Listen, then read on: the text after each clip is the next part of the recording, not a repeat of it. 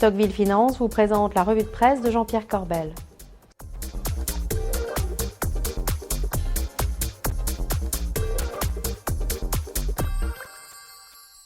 Bonjour et bienvenue dans la revue de presse hebdo. Jean-Pierre, bonjour. Guten Tag, Bogdan.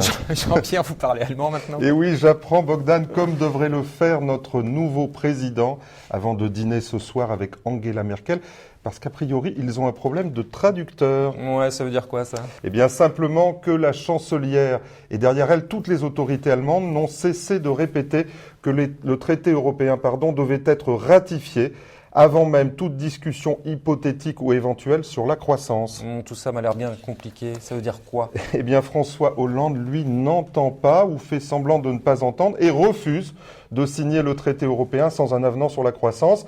Écoutez sa conseillère économique sur BFM la semaine dernière. La position de François Hollande est extrêmement claire et pour le coup il est limpide. Le traité européen dans son texte actuel sans un complément sur la croissance ne sera pas ratifié en France. Eh bien vous voyez Bogdan, ça n'est pas gagné. Oui, moi j'ai plus l'impression que c'est juste un problème de timing, elle va le faire. Et non, ça n'est pas un problème de timing, c'est un problème de traduction. Le Monde du week-end titrait sur, je cite, l'avertissement de Bruxelles et de Berlin à François Hollande. Alors pourquoi ça? Eh bien simplement parce que en français, croissance, comme je le disais la semaine dernière, croissance, ça veut dire dépense. Et en Allemagne, dépense, c'est streng verboten. Streng verboten en allemand, Bogdan, strictement interdit. Oula! Écoutez plutôt. Une croissance par des réformes de structure est importante et nécessaire. Une croissance à crédit nous ramènerait au contraire au début de la crise. Nous ne le voulons pas, nous ne le ferons pas. Oui, je crois que c'est clair. Et oui, et dans le Figaro Économie, il nous est confirmé la difficulté pour le président d'être entendu avant d'être installé. Et même la Commission européenne estime, je cite, que la faiblesse de l'activité ne permettra pas de réduire les déficits aussi vite que prévu, alors que François Hollande assure qu'il respectera ses engagements. Jean-Pierre, soyons concrets. Les conséquences? Eh bien, je continue à traduire. Les conséquences, c'est il faut trouver de l'argent et vite. Et comme nous l'annoncions la semaine dernière, les Échos nous confirment que l'ISF sera relevé dès cette année. Alors, retour à l'ancien barème, fin du bouclier fiscal, mais maintien du plafonnement, vous savez, Rocard, à 85% des revenus. Rocard, il est en Iran.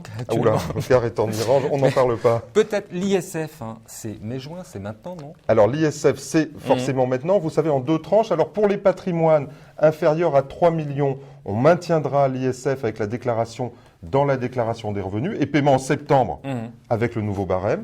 Pour les gros contribuables, en revanche, certainement deux phases.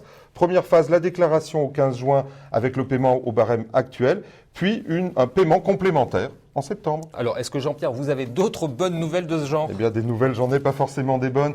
L'abattement successoral, selon les Échos, devrait être ramené à 100 000 euros c'est pas bien, ça. dès le collectif budgétaire, c'est-à-dire dès juillet. Alors, pour ceux qui ont des donations à faire, c'est maintenant. Ouais, c'est now, comme dirait l'autre. Now. Et ça, c'est de l'anglais. Just do it. Allez, on termine par une note peut-être un peu plus humoristique. Eh bien, dans Challenge de cette semaine, 3 pages sur Jean-Pierre Jouyet, vous savez, le président de l'AMF et ami intime du nouveau président.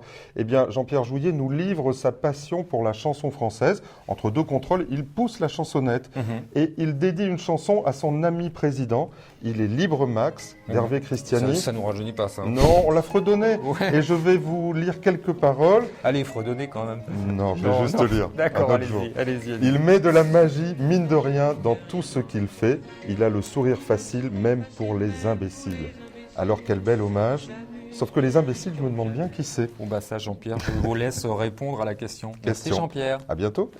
Voilà, et pour en savoir plus, cliquez sur www.clubpatrimoine.com. Bonne journée et surtout, prenez soin de vous.